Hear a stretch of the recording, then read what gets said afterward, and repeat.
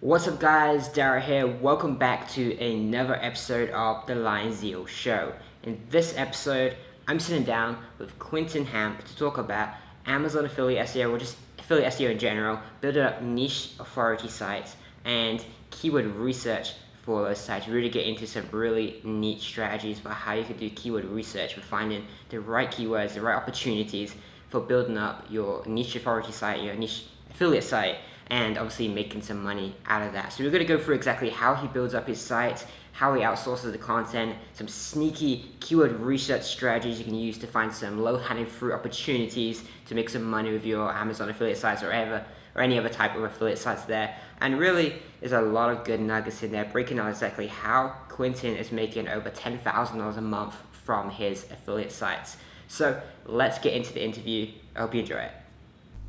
All right, man. Hey, thank you for joining me on the show today. It's awesome to have you here. It's great to be here. Thanks for making this happen. So, do you want to start off with the total basics and give a little introduction as to who you are for anyone that doesn't know? Yeah, absolutely. So my name is Quinton Hamp, and I make my money from affiliate marketing. I got started in this way back. It's been about 3 years now that I've been doing it full time, but I've been actually piddling with it for about 6 years since I ran it across Pat Flynn's case study with the security guard headquarters. Nice. So yeah, I saw that. I was making $3,000 a month working a call center, and he was making the same amount from a blog. And I was like, man, I can do this. But it turned out to be a lot harder than I thought. Yeah, I was gonna ask, when you saw that and you're like, oh, I can do this. Was it a quick turn it on and suddenly you start making money, or was it suddenly actually it's gonna take me several months to get this going? Exactly. So a year into it, I had a blog up called, I think it's called the Solar Energy Facts, and you can probably find the URL out there. It got heavily penguinized or penguin penaltied. So that one I got up to about $600 a month. I thought, this is great. I need 5 more of these sites and I can quit my day job. And then Penguin happened and it just completely wiped it out back in, 2012. And that fall, so I actually walked away from the computer for 3 months and just did nothing. I canoed, I camped, I spent a lot of time outside working in the yard. I refused to look at a computer. I was so mad. And that August, someone said, hey, I'm making money building Squidoo lenses. Why don't you come build Squidoo lenses? So I started doing that, and with that domain authority of Squidoo, I had some good success, and I started seeing about $1,000 a month the winter of 2012. And so I quit my day job in April and thought, hey, I'm just going to build 1,000 Squidoo lenses. But then Seth Godin sold that to Hub Pages, so I started doing sites, and this time I got lucky and the sites took off. Nice, man. That's a cool story. With the very first site the site that got the $600 a month, was that the very first one, or was there a few failures in between that? You know what? I think that was the first one. Yeah, I had a hair site and I had a solar energy site, and the solar energy was making more money. It was more of an AdSense. I was just chasing the AdSense clicks then, and a couple of ClickBank offers. And that was it. I think I ranked for the term best solar energy facts or something like that. And that was entirely the game then. But yeah, that one actually was one of the first ones. And there was a big blog network we could use. I don't even remember the name of it now. But I was just basically building on the blog network. And of course, when Penguin happened, I had way over optimized anchor text, and it was 100% cheap blog network links that everybody else was using. So I just completely got creamed. It was pretty impressive. I've seen a lot of people just lose Penguin, just rankings just gone. So how does that differ to what you're doing these days? Yeah, so I ran into Alex Becker at his website, SourceWave, in the fall of 2012 as I was doing the Squidoo lenses. And that spring, maybe January, February, he's talking about, hey, you got to do PBNs and you got to do your own site. So in addition to just doing the Squidoo lenses, I started a site, and I went and bought, I think my first PBN I bought was $210, and I worked overtime at my call center job to pay for it. And it was not that strong, maybe a trust flow of 10 and a domain authority of 12. I had no idea what I was doing. And so I bought this, and I started sending links to every page on this little site I was doing, and it started ranking. And I was like, this is phenomenal. Of course, back then you could get results a lot faster than you can today. And so I just did another and another, and pretty soon I had a couple sites that were in the forefront of earnings and rankings, and so I just started growing those. And those are still two. Most of my income comes from about two sites. I have a third one that's really starting to come up and play now, but pretty much all my income is from those three sites right now. Oh, it's really interesting that it's But like to, two or three sites. yeah, and to answer your question, what's different is that the sites are bigger and that my links either come from guest blogging, outreach blogging, or from my own PBN, and I don't do any intermixing. The PBNs are more of a supporting site where often they'll rank in the same niche. They're very authoritative. They're very well fleshed out, and they only support one site. I don't use my PBNs across multiple sites, just Okay. because I don't want that to happen again. It kind of left me a little skittish in that manner. Okay. When was it you got into PBNs? When did you start doing that stuff? Yeah, so that was 2013. I think I bought my first one Okay. probably March of 2013, right before I quit my day job. It literally started at the exact same sort of time as me, like maybe a month or two before. Are you are you serious? Yeah. That's incredible. I guess you were like doing the same sort of like GoDaddy auctions and stuff like that, and the domains were like so crazy expensive back then. Like these days, you get like $30 domains. Back then, like that was like unheard of. Exactly, yeah. And I remember my twins were being born. It was April of 2014, a year later, and I was still overpaying a little bit for my auction domains. But I got a call from GoDaddy. I was in the labor and delivery room. They weren't coming quite yet. We still had a couple hours. And GoDaddy called. They're like, "Hey, somebody dropped out of this auction. Do you want it?" I was like, "Yeah." So I picked up it. And I was still chasing PR. It was like PR4. I was so excited. I'm, paying for it while the wife is, getting ready to have this kid. It was probably not one of my best moments, but I was so excited to get this domain. Anyhow, yeah. So that chasing the PBNs and the auctions, it has definitely. I've gotten better at it. You can do some of the expired domain stuff, which anymore I try to go with fewer higher quality ones if I can, and I'm still willing to pay a little bit more, even overpay a little bit, just to get a good one. Yeah, I'm completely with you there. Okay, so you said you got like two or three sites these days, like your main money makers. How are you Yeah, monetizing them? pretty much 100% Amazon affiliate. And if there's something I could change about my business right now, it's going to be more diversity in what I have. Okay. So in what sense the diversity? Diversity in the income source, just because we're so hardcore on Amazon, it makes up about 80% of the income, and it'd be really nice to start getting that diversified to other programs. And that's one of the things for this year. I'm really trying to focus on other programs. Yeah, absolutely. I've seen a lot of people fairly recently have been having some issues with Amazon. Yeah, you're probably seeing everybody getting their fees cut. Yeah. So yeah, that's kind of one of the big concerns there. And also just if they get mad at you, their terms and conditions say, hey, we can cut you out for no reason. And that's fine. That's their business model, but it leaves the entrepreneur like myself more vulnerable. So proactively diversifying, even if I don't make as much money up front, is certainly something that I'm trying to chase down right now. Absolutely. Okay. And So for example, so Target is one that I'm really working with now. With Target, you can use their advanced search feature and choose items that are not sold in stores, they're only sold online, and promote those. And that way you don't deal with the situation where maybe you promote an item and somebody says, hey, I can get my car and go buy this. They have to buy it online at target.com. And so on those items, I can start mixing those into my posts. It gives me a broader range than my Amazon competitors have, my fellow Amazon affiliate people, but then also gives me ability to diversify away from Amazon some. very clever. And they have like a public affiliate program that anyone can go join. They do, and they have a really good team that is good at communicating with you. They don't just kick you out. I mean, if you do violate their program, unless you're just a knucklehead about it, they're going to work with you and say, hey, get this thing off your site, and we can get you back in the program. So it's not like Amazon where they just once and you're done. They actually work with you to build a relationship. Okay. So would you advise people to do the same? Like Yeah, Amazon's I great, think but start trying to diversify. I think it's important to try to diversify. Some people are frustrated with Walmart because it's handled by Rakuten, and Rakuten can be really slow to get your first payments out to you. I have a couple programs in Rakuten, and the first payments were delayed by 90 days past what they were supposed to be. So I was half a year into it before I was getting money, and that was my vendor's fault. And Rakuten doesn't give you a lot of ability to put pressure on them. But then once we got into a rhythm, the money started coming and it was just fine. So I've seen a lot of people scared away by some of these other programs because maybe they're not as smooth as Amazon. Definitely, I think it's worth the trade-off now to start getting those relationships built so we don't have to be left hanging by Amazon. Yeah, I'm completely with you. I've had some affiliate networks. I promote now quite heavily, and it's like 60 to 90 days before I get paid from like the commission, which is crazy. But you're right, it like builds up. Like over time, there's cash flow coming in every month. It doesn't really matter anymore. Exactly, yeah. So I'm getting paid for stuff, half a year ago. But hey, it's money every month. So what Yeah, do I exactly. care? So with the sites you got now, the topics of them, obviously I'm not going to ask you what they are, but how Yeah. did that come about?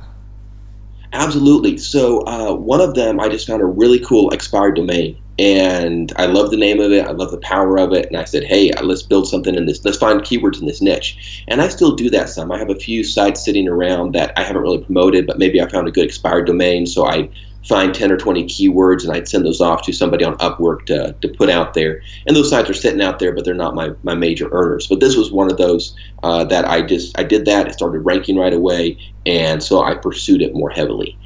So that's how one of those started. The other couple sites were just kind of hobbies or things that fascinate me. I found some keywords in the area, and I'm like, hey, you know what? Let's do it. It was like I tried doing one on the hair site, and I'm just not big on writing about hair dryers and flat irons and stuff. I don't have experience with it. It bores the living daylights out of me. So I try to choose niches now where I personally don't mind writing. I still have a lot of writers do the work. In fact, I just hired a guy locally this week to start working here at the office with me and help put up content. He was a freelance reporter. I got him off Craigslist. Great guy. But to find content that I don't mind personally writing, because then I'm more engaged with it, and I think the site ends up doing better. Okay, that makes sense. I'm completely with you. If you have something that just really bores the heck out of you, you just don't want to look at it and find anything else. Exactly. Yeah. Yeah. I really don't care why a tourmaline hair dryer and a ceramic hair dryer is different. It's just why would I care? So, yeah. So is it just like the 2 or 3 sites, or do you have more sites that is not as big a source of income? Not really. Like those guys, like it's like they're probably 95% of the income is coming from about 3 sites, which I guess could be some vulnerability, but it also means that I can focus on building the power. So while maybe someone is trying to buy PBNs or get guest posts for 5 different sites, I'm doing the same work, but I'm doing it on 1 or 2 sites, which means over time I become a powerhouse in my niches. The rankings become very stable, and people don't have the ability to come up, like these little sniper sites really can't come up and knock me off. Okay, so you're just building up, like you found what works, and you just focus on it and Exactly. just scale it up. Exactly, and so you have it's the eggs in the basket theory, and this is something that is debated ad nauseum. I'm trying to remember, one of the local bloggers, was it Niche Pursuits or Niche Site Project, actually did this big discussion of, do we do a lot of little sites or a few big sites? And Andrew Carnegie had the saying, put all your eggs in one basket and then watch that basket. And I think that's kind of the strategy I'm taking, is where we just have a very few baskets that we can watch, we can maintain, we can build systems around, and we can make sure that those baskets are well protected. And that's currently my strategy, is try to build really big baskets, but very few baskets. Okay, so how big are these sites? They're really not as big as I'd like them to be. Typically, right around, I think they're all right around 100 pages, maybe a little bit more, a little bit less. So that's really about where they are as far as size wise. And then it's just a matter of pushing up this year, taking them to the next level with more content and more backlinks. Okay, and get into that size.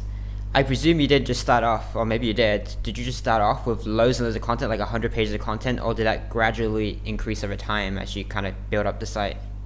Yeah, so now you got to remember, I started these sites 2 or 3 years ago. So doing 30 pages was a big site back then, because back then everyone else was sniping. So 30 pages, I was a big guy. Yeah. And then I've added since then. So that's how those were started. I did start one recently, and recently, 6 months ago, we got the content up. It's mostly aged now, so it's ready to promote. And that one we launched with 70. I had a minimum of 50 for that launch, and we hit the door running with 70. Okay. So that's kind of my new minimum, is getting at least 50 pages up on a site, and then we'll grow from there. Okay, so you'd advise people doing like a lot of content these days. Exactly. And Yeah. what about the length of this content? Is this like 500 words, 300 words, 1,000 plus words? Yeah, so right at the 1,000 word mark is typically what I do is look at what my competition is doing in the top three spots, and I'll add 500 or 1,000 words, whatever I can do. A lot of these people are just handing keywords to their VAs, and they aren't helping the VAs do any of the research. So there's a lot of great sub keywords that are missed, and so I find it very easy to outdo my competition. But I do base it a lot on what the competition's doing, what's already ranking, and saying, hey, let's just take this about 50% better and go with that. Okay, that makes sense. And so you said that you find topics, like your topics anyway, like the niches you're in, are stuff that you're somewhat interested in, like how you came across them. What type of keywords are they though? Like we've obviously given away the Yeah, keywords. exactly. So a couple things around the keywords. One is, and I'm sure every Amazon person you've had on talks about this. Your best coffee machine or coffee cup or whatever. Your this coffee cup versus that coffee cup. This coffee cup alternative. So finding those modifiers that people use when they're trying to buy something. Think of the last time you bought something. Is this a good coffee cup? I've Googled that. Is this a coffee cup scam? So those things that you personally use to search for, I have a whole list of those that I tend to put with those. And then have you played with, hopefully no kids are listening because I'm about to swear, have you played with keywordshitter.com yet? I have not, no. Okay, so keywordshitter.com is like keywordtool.io or Uber Suggest. It's just very, very simple, so it runs quickly.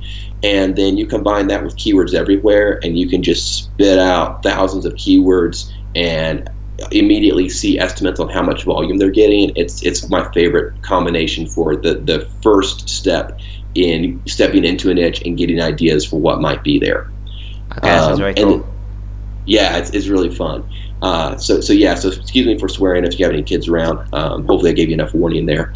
But that's actually the name of the website. So what are we going to do? Definitely you can tell an internet marketer made that site, right? There's some potty humor there. The other thing is SEMrush. I'm sure you've used SEMrush all the time. Yeah. I think one of the things that's overlooked there is their keyword difficulty tool. I don't know how accurate that is. I've played with it in my niches, and I just can't find a trend that I can trust their keyword difficulty tool with.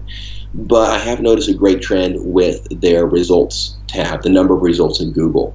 So you can go into like a forum and put a forum in there or something that you're used to, one of those targets that we like to use, Yahoo Answers or a forum that's specific for your niche, and then furthermore limit it by the terms that have fewer than 1 million results or fewer than 500,000 results, and find some of those terms that don't have as much competition results wise.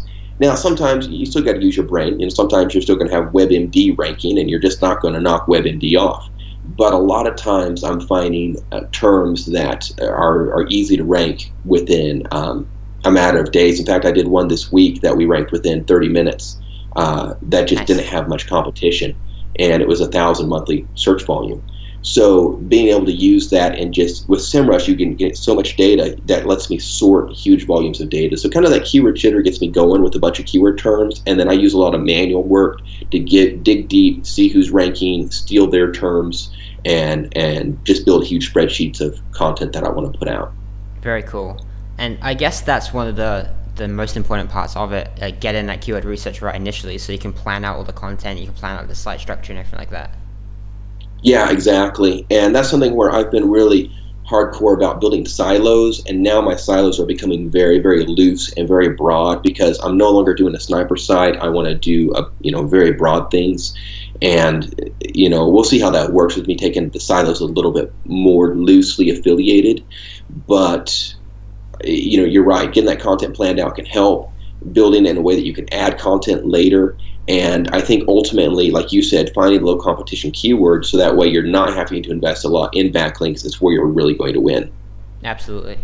Okay, so which that. We all know that. Yeah, I'm a big fan of that sort of idea of just finding like the easiest keywords you can possibly go against and just have no competition and just like beat them out easy. Like that's my preference. Like why not? We're building a business. Exactly. So with the 100+ pages, whatever you're doing. Yeah. Are all of those pages intended to rank, or are some of them like supporting pages to like boost up like a different page? Oh man, that's a good question. Most of them are intended to rank, even Okay. if they are a supporting page. I really want them to rank. If I don't think it's going to rank, I'll typically put that as a subheading on a page and just add that as filler content. But if I build a page, I want it to rank. Except for, I feel like a lot of the affiliate programs I apply to these days don't want to just promote affiliate blogs. They want blogs that are truly blogs. And so on Okay. the home page of my blogs, I'm adding a lot of content that is just blogging. Hey, today I was using, and I'm going to use that hair example again, but today I was using my hair dryer and it caught fire, or making up stories or telling stories. Whether it's real, whether I steal it, whether I get one of my VAs to create a story for me. Getting that blog feel, maybe a how-to article, just really creating a blog type feel on the front page. I don't care if those rank. That's purely for if somebody gives me a manual review or an affiliate program's approving me. I want to appear to be a legitimate blog. Gotcha. Okay, that makes a lot of sense. So about the keywords you mentioned before, like modifiers and stuff, you're saying like someone will search Yeah, like, is this coffee good, or something like that, these random questions like exactly. that. Are you ranking, like, is there a page dedicated to that, or is that on like a subheading or something on a different page? Yeah, so we're going to start off. Typically, I like to have maybe 100 monthly search volume for as a minimum for a page, Okay. and that's going to be the hero term. And then from there, so we're going to say, hey, the best coffee grinder. That's going to be our hero term, and then we're going to dive deeper into that, or the best French press, and then as a subheading, we'll have French press A versus French press B, and we'll kind of dive into it. So I combine. I think that's always the hard thing. How wide do I go? How broad do I go? And I think a lot of that comes with user intent and seeing what Google's already ranking. So I'll go in and I'll say, hey, is Google ranking for the best? What's a good example? For the best flat iron. Okay, so flat iron for natural hair. Which is typically a term for African American ladies who want to protect their hair, but they also want to straighten it. They So like for that term, best flat iron versus flat iron for natural hair. Should flat iron for natural hair just be a subheading of best flat iron? And so I went to Google to see what's happening, and I saw that everyone has dedicated pages for best flat iron for natural hair, and then the pages ranking for best flat iron are entirely different pages. So then I can set up my site the same way. Okay, that Does that makes make sense. sense? Instead of Yeah. making a subheading, since I saw what Google's doing, I separate that out. Yeah, I love that you've mentioned so many times that you just look at the competitors, see what's already working, then just do that. Exactly. I mean, Google, it's like a poker game where everybody has to show their hands. Yeah, And I know it's a little unfair, but I also know everybody's doing the same thing with me. It's really the industry. It's not like we're trying to push anybody out, but we do want to push everybody to be better. And I like to think that we're not trying to push somebody out of the game. We're trying to push each other to play at our best like we would in the Olympics or any other sport. And I think that's what healthy competition does. yeah, absolutely. Okay, so how broad are the sites you're building out? Like, you have like, say, like 50 plus pages or whatever you're focusing on. Is that like weight loss, or is that like a very specific category? Yeah, so until now they've been pretty specific, So you'll have a hair site or something that's related to just one category. It's not a beauty site; it's a hair site. Yeah. Until now, I've just been very focused in that manner. I know you're seeing a lot of people like the wire cutter or the sweet home. That's just anything they can put on their site, and that model intrigues me. Maybe I'll try to start one of those soon. But until now, it's been very very focused on just one thing. Okay. And narrower niche, broad enough to where you can build it big, but also narrow enough to where it's focused. Okay. So I guess because you said you have like a requirement on the number of pages you want, is that come into play when you're deciding on like a niche, like if you can create enough content around it, if it's broad enough? Yes, absolutely. So if I'm playing and I'm only finding 10 keywords, let's say we try to go into something that's really hard, Garcinia cambogia or some of those terms. I'm like, man, there's just not enough Garcinia cambogia terms. Then maybe what I would do is do a more broad weight loss site or weight loss pill site to where I can chase other weight loss pill terms and catch some of those other terms, since Garcinia cambogia is locked out by all the big players. Okay, yeah, that makes a lot of sense. So let's say someone's just starting out and they want to like make their first Amazon site. I know you said that they should try and find something they're interested in as like a Yeah, starting niche, but how would they go about doing that? Would they just start searching for products on Amazon, or like what's the yeah. starting point? So I think that's the first thing, and I think the first thing to put out is expectations. Everyone comes to me, and I have, like any good internet marketer, I have a course I sell and all this good jazz. And the first thing people ask me is like, how soon can I make money? How soon can I quit my day job? And I want to say, hey, if you were to go to college, you would be in for 4 years to get a bachelor's degree here in the United States, 2 years for community education. So expect to spend a couple of years just learning, just getting the feel for it, just kind of getting an understanding, hey, this keyword works, this keyword doesn't work. And I think if you come into this mindset of I'm going to run some tests, I'm going to experiment, you're Yeah. going to have more success. So then you can have the freedom to say, hey, I want to chase my niche on underwater basket weaving and just use that as a way to explore. And I'm going to put up, one page every other day. I'm going to track its rankings. I'm going to see how it does, and I'm going to learn this niche. And then once you figure out what's working, it's easier for you to say, hey, I want to maybe choose something I don't care about as much, but is going to be more monetarily, monetized. As far as a tip would go, I think the best thing is to choose those items that sell for $50 or $100 or more, because each sale you make is going to make you more money. So if you have two hobbies that you're between, and it's like, hey, I want to do either martial arts or I want to do firearm accessories. I haven't looked at the niches, but I'm guessing the firearm accessories, those probably charge more.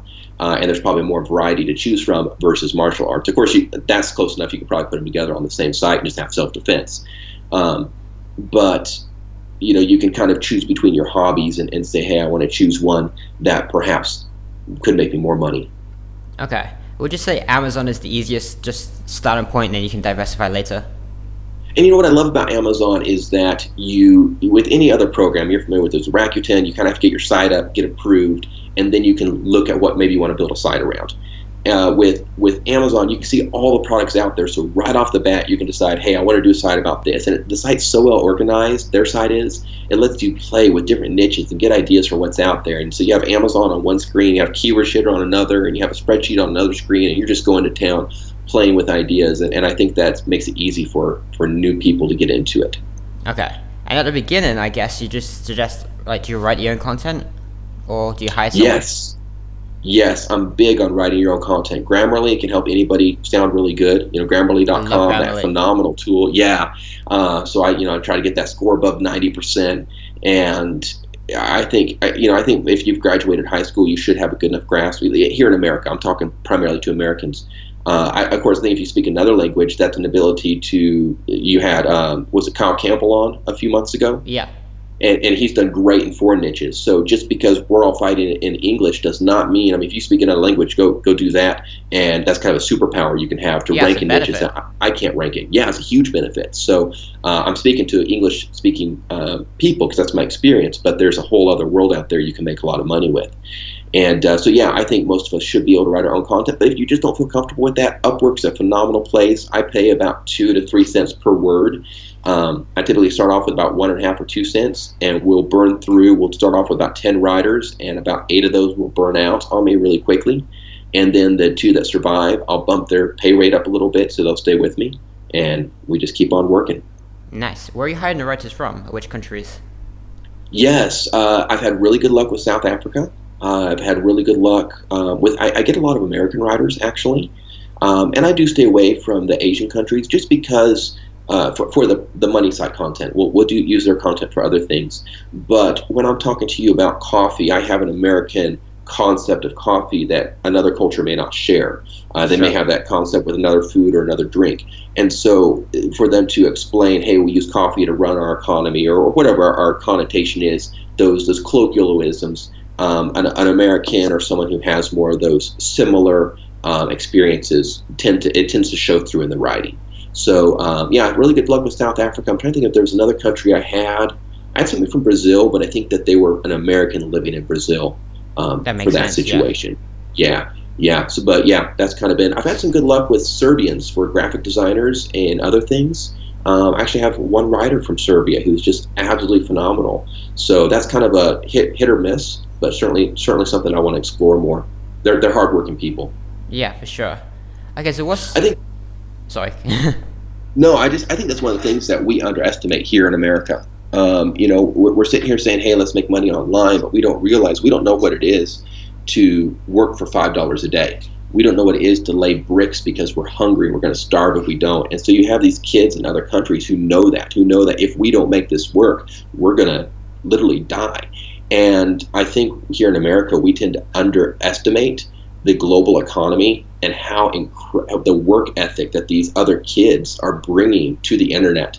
And we're getting, a lot of American companies are going to get their butts kicked in the next 10 years because these kids know how to work, and they just bring an incredible amount of focus and dedication. And frankly, I'm pretty excited to see the face off. This is kind of broader speaking, but I'm excited to see the face off that's going to happen as these young kids get into the internet and just blow it up, make it awesome. I'm completely with you, to be honest. Like, it's so much better hiring people from different countries these days. It is. It really is, man. They work hard, but we're all like, hey, Elon Musk or even Spiegel with Snapchat. These other guys we're like, ooh, I think the next guys are going to come out of these other countries because they have that startup ethic that perhaps we've let wane a little bit. Yeah, sure. Okay, so what's the team like, or the outsourcing team, or how have you managed all your sites today? Yeah. So one of the best things I did was I hired a family member to Really? start coming alongside me. Yeah, and I know that can go both ways. I've had it go both ways for me, but they've come alongside me and they're basically learning a lot of what I know. I think they're almost to the point where they could go and they could run this business on their own. Nice. And they've done a lot of the oversight. So I still keep the keyword research close to chest. But then once I get that done, I can hand it to them. They can build an outline for each article, send it to the writer. When the writer sends it back, they can get it on the website, get the pictures and links added. That's a big key in helping me manage all of the wheels. And then I can focus on keyword research and the bigger picture. So they're like a project manager type thing? Very much so. And I'm not a very organized person, so having somebody here stateside helps me because I can just call them up. They're in my time zone. I can say, hey, I need you to build a system around this, or here's kind of how I'm doing it. Can you build a system? And they've done a lot to help me get my brain on paper and actually help me build some systems. That's awesome. And initially, like, how did you get them, like, kind of up to scratch so they didn't, like, screw things up? I presume there was some mistakes initially. Yeah. Yeah, we had some, and it was just a matter. It's been 2 years they've been working with me on and off, and it's been very organic. I think the key thing that is to remember that if a mistake happens, it's my fault because I failed to communicate. Yeah. And as long as I keep that mindset, then I'm always looking for ways to improve my communication, and we always fix the problem and move forward. You can't get an employee who just refuses to do it. I've had that situation. But with this person, every time I fixed my communication problem, we fixed the overall problem, and we just kept moving forward. Yeah, I think I had a good way to think about it. Yeah, I had a conference call with a Tony Robbins coach once, and he said an entrepreneur eats, what was it? An entrepreneur eats problems for breakfast so they can enjoy a bigger problem for lunch. And I thought that was very fitting. You just got to expect some problems in an industry. Absolutely. It's how you deal with them that matters. Exactly, yeah. Okay, so you got a project manager, you're a family member. Then underneath them, I guess you have what, like writers? What else? Yes. So they'll handle the Upwork writers, and typically we'll hire a new Upwork team for each site that we're working on during the launch phase. And by the time we're done with the launch phase, we're lucky if we have one or two of those that we can keep on to keep producing content going forward. We tend to really burn out our writers during the launch phase. It's a hard push. We're hitting them up every day trying to get new content, get that site put up. Okay. I don't know why that is. I just like to get things done, and so we're just all pushing really hard, working late. I'm writing, they're writing. We're just getting content up. So then we typically have one or two left, and they'll put up, an article a week or something for me, or they'll write one, and so the project manager can put that up. And that means we have a trickle of content going forward, and we build the sites more slowly once we get that first 50 or 70 pages out. Okay, and what about designing the site and that sort of thing? Yeah, my sites look like poop. That's all there is to it. I should probably invest some money in a good site design. I use Divi themes, or I'll use some sort of theme out there, newspaper, and those are a couple of my favorites. and I'll just put a website up and see if it makes money. And I always keep saying, hey, one of these days I'm going to get a web design. If I need some graphics work done, I'll go to Upwork and get somebody, or Canva can make me look like a graphic designer now. Yeah. So yeah, that's that. Something I have been doing now is getting some custom images for my sites, so that way it doesn't look like, if somebody's doing it once again for the manual review. So that way, if somebody's doing a 10i search, I have some exclusive imagery on my site. I don't know that it helps anything, but it's something I'm enjoying adding. So I've been splurging a little bit there to kind of get some custom work done. Okay. And so Upwork is like your go-to source for like hiring writers and any sort of assistance. It is, yeah. I haven't really played with those. I don't know. Are there better sources out there that you prefer more? For one-time stuff, that's pretty good. I quite like People Per Hour. It's pretty good. Okay. I And should like probably check into that then. onlinejobs.ph for like full-time or part-time virtual assistants. Nice. I did get one VA from onlinejobs.ph, and the challenge for me is that if we made a mistake, it would take me 48 hours to correct it because of the time zone difference, where she's like, hey, I did this, and I'm like, oh, the work's wrong, let's fix it. And so it was always 2 days before we could get something repaired or whatever. And Sure. so that was a real challenge for me to overcome. And I could have fixed it by just changing my sleep schedule, but I didn't want to do that. So I was willing to pay a little bit more to keep it here stateside, or to keep people on the same path with me. And I guess you could just have your VAs work the same schedule as you, and that might fix it as well. But yeah, I should look at People Per Hour some more and see what's going on there. I need articles. I use a lot of that for my PBNs. Okay. I haven't. I'm in the process of testing it. I haven't used it Okay, yet. nice. Very nice. Yeah, no, I've been pretty impressed with that. And then, between that and Grammarly, you can hit like an 89 or 90 pretty quickly. And I assume that's pretty good for the search engines. Yeah, absolutely. Okay, interesting. So how about like how much time do you spend personally, like on a day-to-day basis, like working on this stuff? Back in the day, so how's my time schedule work? 2014, 2015. In 2015, everything was running very nicely, and I was making a lot of money, maybe about 12,000 a month or so. And I was just not doing anything. I'd wake up, I'd make sure some content was going up, and then I literally work 2 or 3 hours a day, and then we moved to the beach, and we'd spend every day like playing in the water and going to tour old forts and just loving life. It was the internet marketer's dream lifestyle. And we've kind of continued that quite a bit for almost 2 years. This year, in November, I had some sites move down in the rankings. It looked like it was an early mobile rollout, so definitely be looking at your mobile friendliness. And since then, I kind of got back in the grind, and I haven't let up. I'm enjoying. I'm seeing that we have a limited window to make money the way we're making. And by limited, I mean 10 years, 12 years. 12 years from now, we're going to be using virtual reality. It's going to be so different from what it is today. I'm not going to say we can't make money doing this, but it's going to be an entirely different game. Yeah. And there's a lot of opportunity right now to make huge amounts of money. And so I'm back doing 12, 15-hour days because I'm excited to make the money I can. And that way, down the road, I'm going to be able to live the life that nobody else lives. Absolutely. I'm with you, man. I love it. Yeah, I think that's the key thing. I love writing. I love talking to people like you, internet marketers. I love talking to my team, and every second of it, I just absolutely enjoy. So it's important for me. I take a couple hours in the morning to get the family going, make sure I have time with my family, and then a couple hours at night, make sure I have quality one-on-one time with my family. There's no reason to burn that out. But then otherwise, it is definitely staying up late, getting up early, full-on hustle, and I am loving every second of it. It's very awesome. I say, how do you spend your time then? Like, how do you make sure Yeah. you're using it wisely, and what does it go towards? Exactly. In fact, my brother just shared with me a cool tool for Android phones that I need to try called Time Saver, and it gives him a little buttons on the front where he can track his time all day. So I need to start doing that. For me, it's our main KPI is words per day. That's what we're really focused on. So trying to push that up higher and keep as a team, pushing that up higher. So that's one of our main things that I try to track, and I do track pretty aggressively. I have a couple word counters going, comparing weeks to week on just Excel spreadsheets, and making sure that we keep trending that upwards. I figure as long as that's trending upwards, we're improving, and that's the metric that truly matters right now. Okay, interesting. So are PBNs like a big part of your process, or like? Yeah, until recently they have been.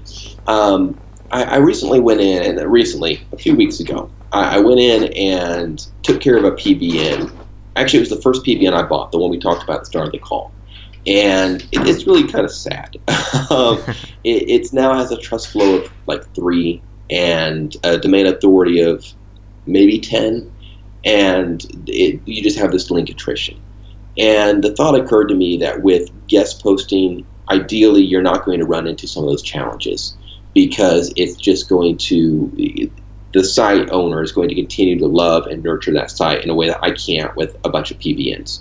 Sure. So I do currently have a bunch of PBNs, but I'm definitely culling and thinking that we're going to start switching as expiration dates come up, probably sell some and start switching more to focusing on guest posting. I think that's the way I'm going to go going forward. Interesting. So the sites that like the 2 to 3 big money makers right now, are they still powered by PBNs, or is it kind of a hybrid? They are.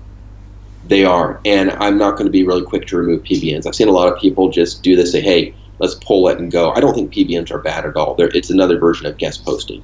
And technically Google hates both.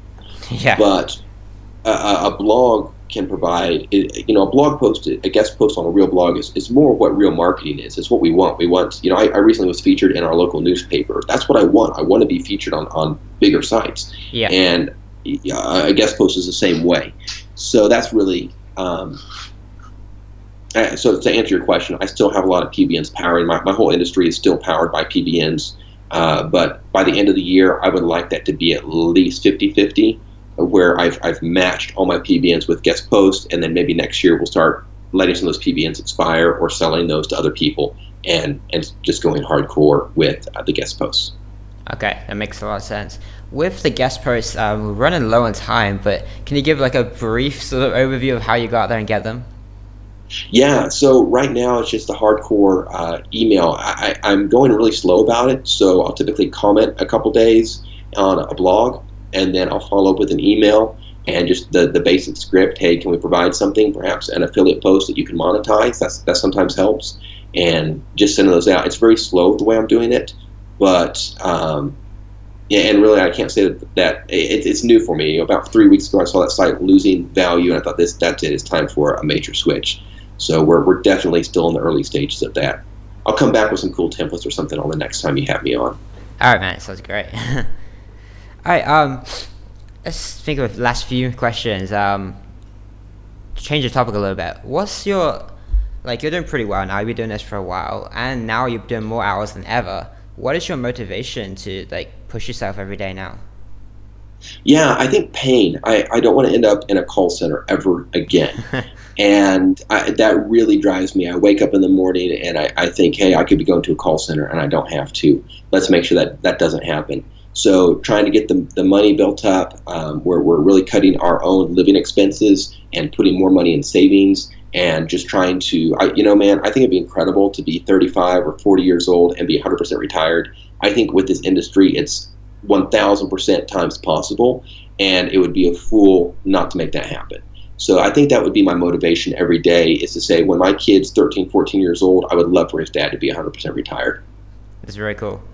And yeah, you're absolutely right what you said about like now like PBNs are working, like these sites are working, like just push this while it works, right? Gosh, man, and there's so many people who are just playing small. I would say 90% of us are playing so small, and we can get out there. And I talked to a gentleman recently who has a 1,000-page website, and I think it's that getting that mindset. Hey, I can play big. Let's play big now while we can. Yeah, absolutely. Okay, what about 3 to 5 tools that you love using for your business? Every day, it's going to be Keyword Shitter, it's going to be SEMrush, it's going to be Majestic. Once in a while, I'll boot up Ahrefs, but those 3 tools, those are my babies. Okay, awesome. Oh, I know SEMrush is cool anyway.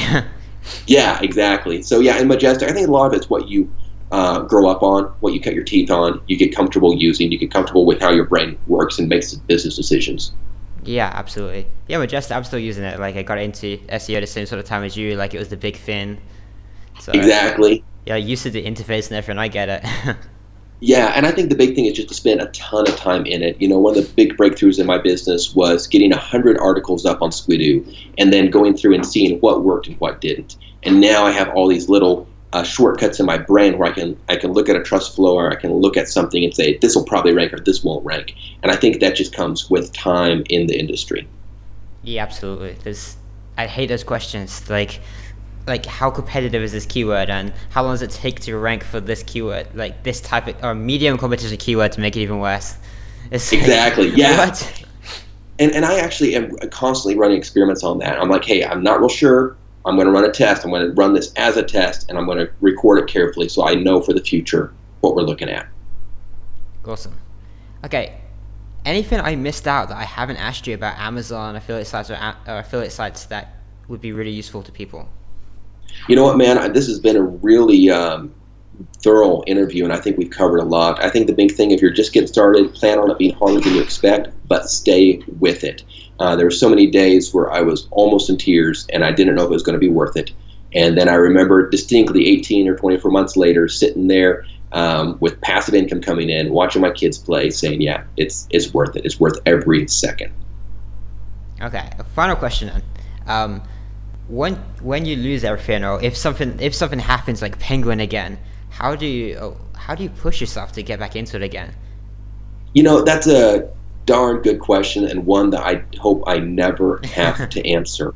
But to answer that, because this is something I was talking with my wife last week, we had our Super Bowl game, and the Atlanta Falcons was winning. They had the game tied up. They won, and they won because they were in the other players' heads, and you could see that they were in the other players' heads. And somehow, around halftime, the other team got out of their heads, and they came back and they played ball. And I told my wife last night, I said the key thing is not to let the fears of the industry get in my head, but to stay out of my head, to stay on the fundamentals. I need good content. I need good keywords. I need to promote that. And I think as long as we keep playing the fundamentals, we're going to play a good game. Absolutely, yeah, it's a good advice. All right, man, I'm extremely grateful for you joining me on the show today. Where can people find you? Thanks for having me. I'm on cubiclehoudini.com. There's not a lot up there right now, so feel free to follow me on Facebook. My Facebook's pretty wide open. If you just click follow, you'll get 90% of my posts. Or Instagram. If you want to go over to Instagram, my story today shows you what underwear I'm wearing. So if you want to see my underwear, you can go to Instagram.com and just look up Quinton Hamp and follow me and see my story. But yeah, it's great to be on here, man. Thanks for having me. Yeah, awesome, man. I think you shared a lot of nuggets. If anyone's doing Amazon, I'll message this out like you must listen to this if you're into this stuff. It's very I'd cool. love it. Let's get some people making money for 2017. Exactly, man. All right, thanks again for joining me, and thanks guys for tuning in. I hope you enjoy the episode. There's a lot of value in here, and I'll see you guys next week.